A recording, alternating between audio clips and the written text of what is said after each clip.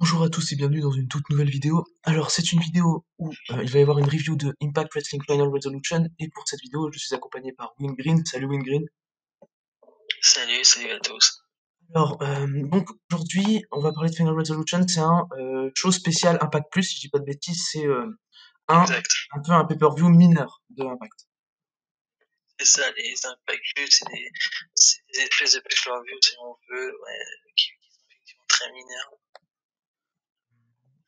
C'est généralement juste du développement un peu.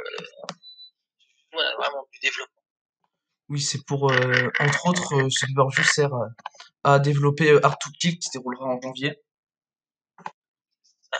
Et donc du coup, on va pas perdre de temps, on va passer tout de suite à la carte du show. Ça a commencé avec Tommy Dreamer contre Larry D, c'est un old school rules match. Ça a duré 11 minutes, j'ai mis 2,5. J'ai pas accroché, j'ai du mal avec Tommy Dreamer.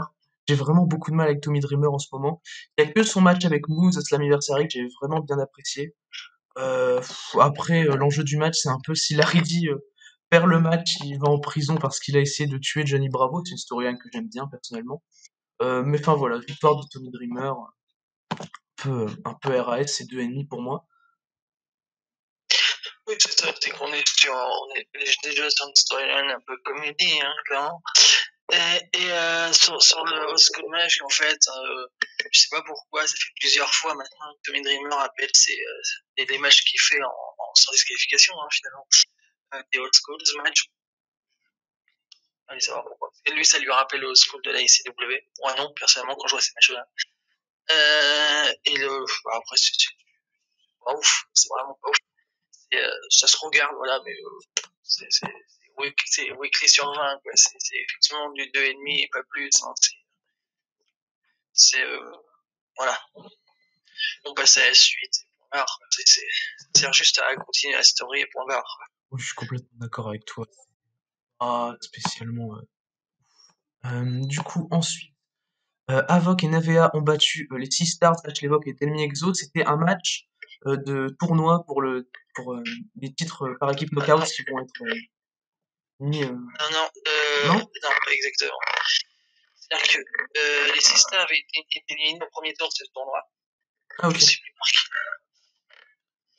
en weekly. Et là, c'était un match qu'ils avaient fait, ce qui sert surtout d'en mettre en avant leurs deux adversaires qui, eux, ont remporté leur match du premier tour et pour solidifier. Ah oui, et du coup, c'est quand la finale du tournoi? C'est à Hard to Kill, c'est ça? C'est ça, la finale du tournoi, ça a été annoncé, ce sera à Hard to Kill. Ok. Donc, ouais, du coup, victoire de Havok et Navea en 8 minutes. Je vais pas te mentir, j'ai pas aimé le match, j'ai mis 1,5. C'était un peu botchy, j'ai trouvé. C'est Navea, j'ai beaucoup de mal. Je trouve qu'elle dégage rien. Et in-ring, c'est vraiment pas fou. Pourtant, j'adore Havok, mais enfin, je trouve que ça lui dessert un petit peu cette association avec Navea. Mais enfin, voilà, c'est gros RAS, c'est le match que j'ai le moins aimé du show, en tout cas. Enfin, moi, personnellement, je vais vérifier ça, mais normalement, j'ai mis une bien meilleure note que ça. Voilà, j'ai mis 3,25. Le match, c'est pas ouf. Les on n'est plus en 2008. Forcément, ça fait un petit peu mal, parce que les Vae, c'est de la même génération que Madison Ryan, finalement.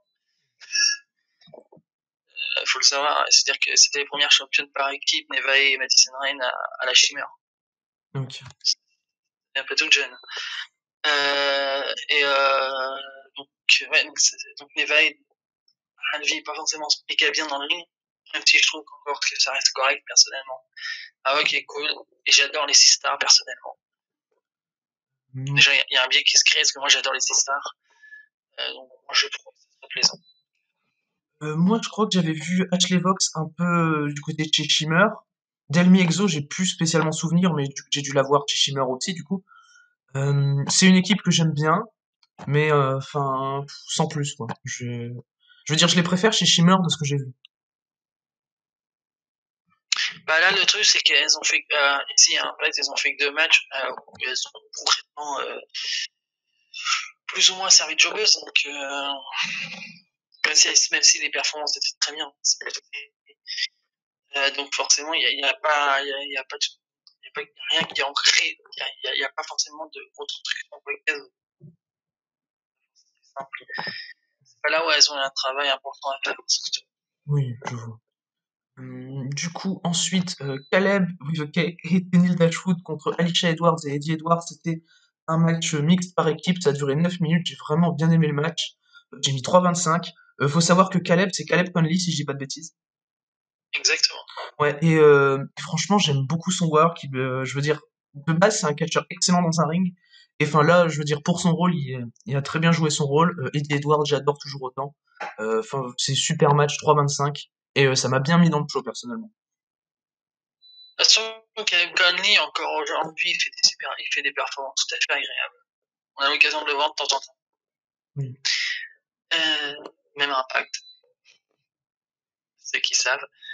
Et non, le reste, enfin, Danny Dashwood, j'ai vraiment du mal avec sa gimmick actuelle, en fait, vraiment, elle me gonfle. C'est une bonne catcheuse, mais elle me gonfle avec sa gimmick actuelle. Et en face, Alicia, ça n'a jamais été très haut, mais ça n'a jamais été très naze non plus. Et les Edwards, ça fait le café. Ça, c'est vraiment un match sympathique, ça se regarde, quoi. Non, oui, personnellement, j'ai beaucoup aimé, comme tu l'as dit, Alicia Edwards, c'est pas ouf, mais ça passe, quoi. Et mais en tout cas, j'aime bien personnellement Tenny Dashwood. Je veux dire, j'ai pas spécialement de problème avec elle, même si évidemment je la préférais quand elle était en face et qu'elle feudait avec Taya Valkyrie l'année dernière. Ça, y a pas de doute. Mais enfin, je veux dire, ça va. Je sais pas si Tenny Dashwood, ça te plaisait en face ou pas? C'est pas le. Tenny Dashwood, j'aurais tendance à préférer en heel, mais avec une autre gimmick que celle qu'elle a actuellement.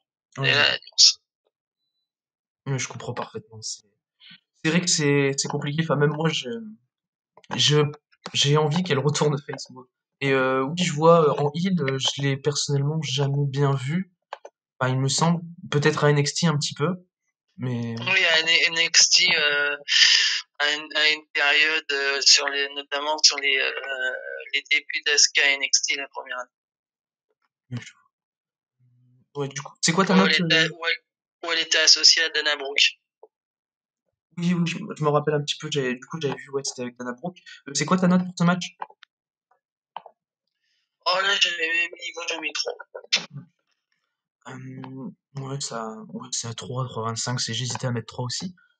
Ensuite, Hernandez contre Falaba, avec Kira Hogan en arbitre spécial et Tasha Steelz en annonceuse spéciale. Ça a duré 6 minutes. J'ai pas trouvé que ça ouf, j'ai mis 2,25. Je suis pas un grand fan de Falaba. J'ai pas aimé trop le work de Kira Hogan pendant ce match. Et enfin, Hernandez est toujours cool. Enfin, il fait toujours des performances correctes. Et mais c'est pas, je veux dire, c'est 2 écarts, 2,5 pour moi. J'ai mis 2,25, mais c'est la moyenne en gros. Ça, moi, personnellement, j'ai mis 2 écarts parce que j'ai pas du tout aimé ce qu'a fait, ce qui a été proposé via Kira Hogan et Tasha Steelz. Enfin, surtout Kira Hogan parce que Tasha Steelz, au final, pas fait grand-chose. Mais surtout Kira Hogan qui m'a gonflé, du coup, le match. Le problème, c'est que ça intervient totalement dans le match quand vous êtes arbitre, du coup, ça ralentit le rythme, etc. Déjà que bon, j'aime beaucoup Falaba, mais c'est pas le catcheur le plus dynamique du monde non plus. Et personnellement, j'aurais préféré avoir tout simplement un Hernandez Falaba arbitré normalement. Et même si, avec l'après-match, c'était surtout pour continuer cette histoire de pognon volé, bien évidemment. Oui, je sais. Moi aussi, j'aurais préféré avoir un contrat normal. Évidemment, c'est majoritairement Kira Hogan qui m'a bien saoulé. Et ouais, cette histoire qui continue avec un peu la storyline Hernandez, Falaba, avec l'argent de Falaba, je crois qui a été volé, et Kira Hogan qui avait promis à Falaba d'avoir son argent, je crois. Ça. Ouais, non, c'est, ouais, je crois que c'est Kira Hogan qui avait, je sais plus si c'était à Falaba ou à Hernandez qu'il fallait promettre, sachant que que Falaba avait plus ou moins volé le pognon déjà à la base aussi. C'est tordu comme storyline depuis que ça a commencé avec Hernandez et Marino il y a maintenant très longtemps. Oui, avec les histoires de Moi, bras de fer, tout ça. je commence à être un petit peu perdu aussi. Non, oui, c'est normal, c'est pas la storyline la plus intéressante qu'on a en ce moment, en tout cas. Non. Ensuite, Eric Young contre Rhino, ça a duré 10 minutes. J'ai trouvé ça bien cool, j'ai mis 2,75.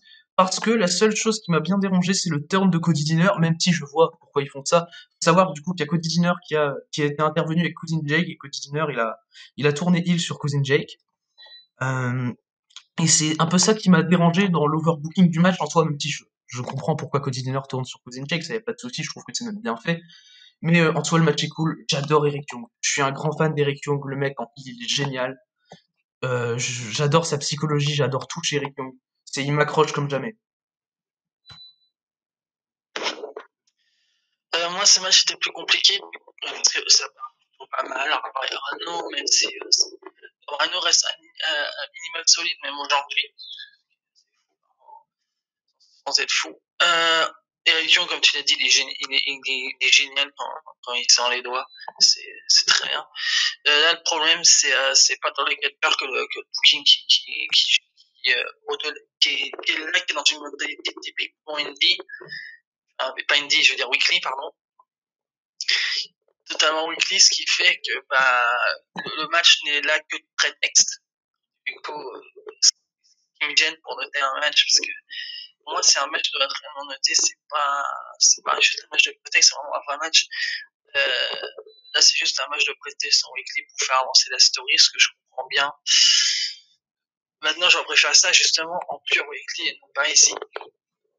Je suis assez d'accord, c'est un match que j'aurais préféré en weekly également. Oui, c'est ça. Donc, du coup, moi, j'ai mis que 2, puisque à la fin, elle win le match. Oui, je comprends. Ouais, Eric Young, j'adore ce qu'il fait avec Joe Doring. J'étais pas spécialement prêt à voir Joe Doring à Impact. Joe Doring qui est ancien champion Triple Crown, faut le savoir. Et Eric Young, depuis qu'il est revenu à Impact, j'adore tout ce qu'il fait. C'est genre ses promos, son heel work, tout, tout est génial. Je trouve qu'il met tellement d'intensité d'ailleurs dans ses promos, c'est assez dingue. Exactement. Ouais, du coup, ensuite, le Defeat Challenge pour le titre X Division, et c'est Manik qui est TJP, faut le savoir, qui a répondu au challenge. C'est un match qui a duré 11 minutes et c'est une victoire de Manik qui remporte donc le titre X Division par la même occasion. Je suis un peu gêné par la fin, j'ai quand même mis 3,5 parce que le match est bien cool. Je trouve que la fin est amenée bizarrement, enfin je sais pas. Mais pour moi c'est un très bon 3,5, c'est c'est mon troisième match préféré du show et ouais, j'ai bien aimé le match. Je trouve que Manik, il a bien, je veux dire, il a bien de l'impact dans ce match, donc c'est super cool à voir. C'est ça, c'est que, alors, je m'étais pas préparé à la route dans cette gaming, personnellement non plus. Mais c'est logique, et c'est logique avec ce qui avait été dit en weekly, c'est un jeu sur les termes. Et j'aime bien les jeux quand on joue sur les termes employés.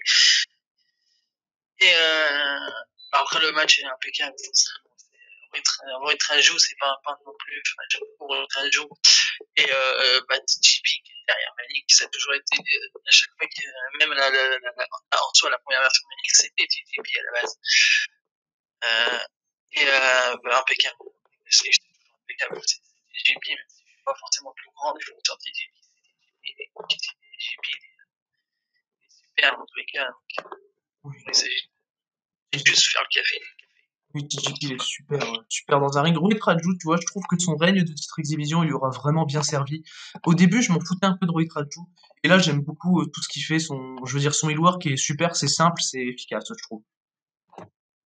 C'est ça, c'est qu'un Impact, avant qu'il ait titre X-Division, il était juste là avec les autres du Dizzy Squad à Joby. Donc, du coup, pour avoir de l'intérêt auprès de lui, c'était compliqué. Et moi, j'ai réussi au départ à avoir de l'intérêt pour lui. Quand je l'ai vu en Indie sous son autre nom, avec Kim Zayn, à faire des super performances. Et donc, du coup, ouais, quand il obtient le titre, j'étais très content. Je suis très content qu'il ait été mis en avant un minimum. Oui, je suis assez d'accord. Je veux dire, en plus, quand il a gagné le titre, il a pas spécialement décrédibilisé Chris Bay. Donc ça, c'était bien cool. Non. Et après, toutes ces histoires d'Open Challenge et tout, j'ai vraiment bien accroché avec lui. Je trouve qu'en plus, son règne, il se finit au bon moment, honnêtement. Je veux dire, je pensais qu'il allait perdre à Bound for Glory, mais techniquement, c'est limite bien qu'il l'ait conservé là. Parce que ça lui donne un plus long règne et plus d'intérêt pour lui. Donc ouais, je pense qu'il le perd au bon moment, le titre. Oui, Oui, ce que ça aurait été compliqué derrière de continuer s'il battait. Après, c'est qui mettent derrière et c'est compliqué. Oui. Qu'est-ce qu'il en aura quand même battu un petit paquet de personnes au final. Oui. C'est horrible. Oui, avec les Open Challenge en plus, ça aide pas. Du coup, ensuite, le match pour le titre Knockout, Diona Purrazzo a défendu avec succès contre Rosemary, ça a duré 13 minutes. Alors, j'ai pas accroché spécialement au match, j'ai bien aimé le finish. J'ai mis 3,25. C'était compliqué, enfin, je m'attendais peut-être à trop, parce que, enfin, faut savoir que Purrazzo et Rosemary, c'est mes deux knockouts préférés à Impact. Je m'attendais quand même à beaucoup, et j'étais déçu. Je trouve que Rosemary, par rapport à d'habitude, elle manquait un peu enfin, de storytelling un peu, tu vois.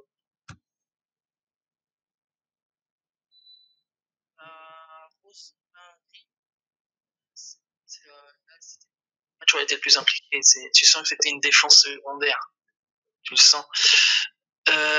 Et puis après, moi, personnellement, Deonna Purrazzo, comme j'ai déjà pu l'expliquer ailleurs, c'est pas ce que je préfère. Donc forcément, je n'ai pas trouvé moi-même le match très, très, très intéressant. Et du coup, j'ai mis que 3 parce que ça reste bon dans le ring, tu vois, mais c'est tout. Voilà, après, c'est juste une défense random, et ben, c'est juste, ça permet juste de donner une défense supplémentaire à Deonna Purrazzo pour la suite après. Oui, je vois. Mais tu penses qu'elle va le perdre contre qui, toi, Deonna Purrazzo, le titre? C'était une bonne question.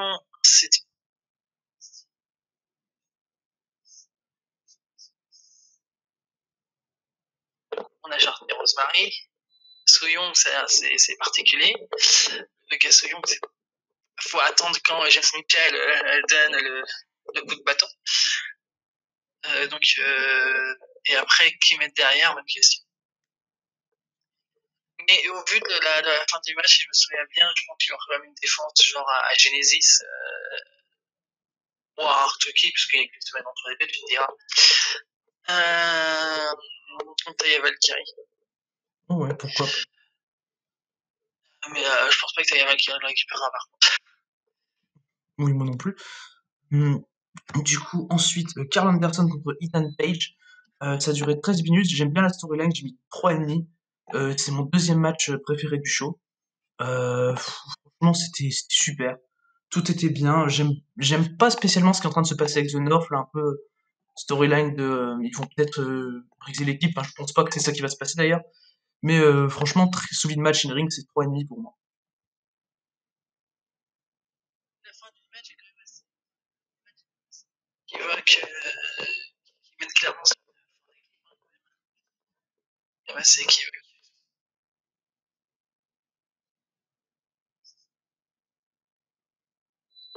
Et sinon, le match, bon, c'est Carl Anderson et Ethan Page. Déroulé quoi. J'adore Ethan Page. Et Carl Anderson, même s'il est moins bon qu'à une époque, il reste quand même solide. Et c'est agréable à regarder, ça c'est sûr. Bien cool. Du coup, on va passer maintenant au main event. Rich Swann contre Chris Bay, ça a duré 20 minutes, c'est un match pour le titre World, victoire de Rich Swann. J'ai adoré le match, j'ai trouvé ça super, j'ai mis 4. C'est clairement mon match préféré du show. J'ai adoré le selling de Rich Swann dans ce match, qui était très cool à regarder. Je trouve que ça met bien Chris Bay over, et maintenant ça montre que Chris Bay, il peut vraiment, je veux dire, être dans le main event d'Impact. Là, il a fait un gros main event solide, et c'était très bon match, très bon finish. J'ai tout aimé dans ce match. Alors, pour moi, c'est le meilleur match de la soirée. Mais j'ai pas été autant ébloui que toi, on va dire. Je trouve le match vraiment très sympa. C'était très plaisant. Il manquait un truc, il manquait quelque chose. Je ne sais pas quoi pour réussir à investir beaucoup plus et à me faire croire à Chris Bay. Dans le match, j'y crois pas une seconde. En fait, Chris Bay gagne. Ça pose problème. Là, pour le coup, c'est rare que ce genre de choses me pose problème, mais là, ça m'a posé problème, ce manque d'enjeu finalement. C'est un match pour des mondiales. Non, sinon le match est très solide, très respect. Ils ont pas tout donné non plus. Non. Oui, je suis À d'accord. mon sens, ils n'ont pas tout donné. Vraiment pas. Chris Bay est capable de faire plus, et Ridgewan, bon, ça, on l'a déjà vu, ne serait-ce que cette année. Hein. Donc, non, non, ça reste très propre, très plaisant. J'ai mis 3,5. Et voilà. Oui, c'est très propre. Enfin, Rich One, je suis d'accord. Il est personnellement dans un de mes matchs préférés de l'année contre Eric Young. Je sais que c'est pas spécialement ton cas, même si t'as vraiment bien aimé le match. Chris Bay, je trouve que vraiment après ce match, on me dise que c'est un main eventer, c'est bien. Je suis d'accord qu'il y avait pas beaucoup d'enjeux dans ce match, enfin malgré le titre mondial, je suis assez d'accord avec toi sur ça. Mais enfin Chris Bay, je trouve qu'il fait mettre incroyablement bien over par Rich One. C'est super. Ouais, il se fait mettre over. Après, puis avec les autres choses qu'il a pu faire récemment, il commence à bien se placer un peu partout. Très bien pour lui. Oui, je suis assez d'accord. Donc, Rich Swann va probablement défendre son titre contre Moose à Artuquet. Je sais pas ce que t'en penses. Bah, que c'est la suite logique des événements. Moi, ça me pose du tout problème, personnellement. Oui, il y a un peu un début de rivalité qui s'est déroulé en weekly. Je sais pas si tu vois Moose C'est gagner, ça. toi. Oui. Ah ouais. Moi, je vois Willie Mack prendre le titre à Rich Swann, perso. Non, enfin, Willie Mack, j'arrive pas. Le problème j'aime beaucoup Willie Mack, d'ailleurs. Mais je le vois absolument pas avoir un titre aussi haut. Même pas Impact. Je ne vois pas avoir un titre aussi haut. Je vois. Alors que, bah, Moose, oui. Clairement. Il a la carrière et tout pour. Oui, Et ça il a la peut. construction pour, et c'est une construction qui est vraiment établie depuis son espèce de rivalité avec Citric. C'était la rivalité des Citric avec Citric que j'adore éperdument. J'ai adoré ce qui s'est passé à Bound for Glory. Elle va dans ce sens-là, elle va dans un sens d'un mood beaucoup plus sérieux et qui va attaquer vers le champion et tout. Donc, pour moi, limite, ça me gênerait qu'il gagne pas le titre. Ah, ok, je vois. Enfin, Moose, je trouve qu'il est construit personnellement depuis même bien avant. Enfin, je trouve qu'il est même construit depuis Bound for Glory de l'année dernière quand il avait battu Shamrock. Oui, mais la différence, c'est que depuis, il a une rivalité. Enfin, pas une rivalité, une story plutôt, parce que c'est comme plusieurs personnes. Une story avec son titre avec lequel il se balade toujours, l'ancien TNA World Heavyweight Championship.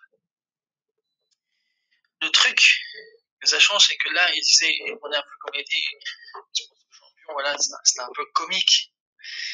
Et tu sens même dans la manière de jouer son personnage, etc., dans son attitude, dans sa posture, etc., avec ce control your narrative qui était la story avec Isidri, le basculement se fait quand il donne ce coup de ceinture à Bound for Glory. Tu sens que là, on a le Moose ultra sérieux, ultra dangereux. Oui. Le Moose qui est World Champion, vrai, mais vraiment World Champion, pas juste amuser la galerie. Ah, je suis d'accord. En vrai, tout ce que tu me dis là, ça me fait douter. Ouais, je pense que Moose peut prendre le titre. Ouais. Enfin, je pense dans tous les cas que Moose peut prendre le titre, mais je pense plutôt vers une Oui, victoire de Moose dans tous les cas.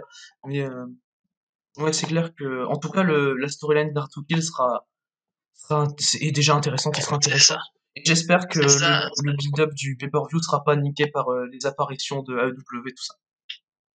Alors, c'est ça, parce qu'on a l'apparition de AEW et durant le show, on a appris que le week-end d'avant Hard to Kill, c'est le 16, je crois, quelque chose Ouais, comme ça. le 16.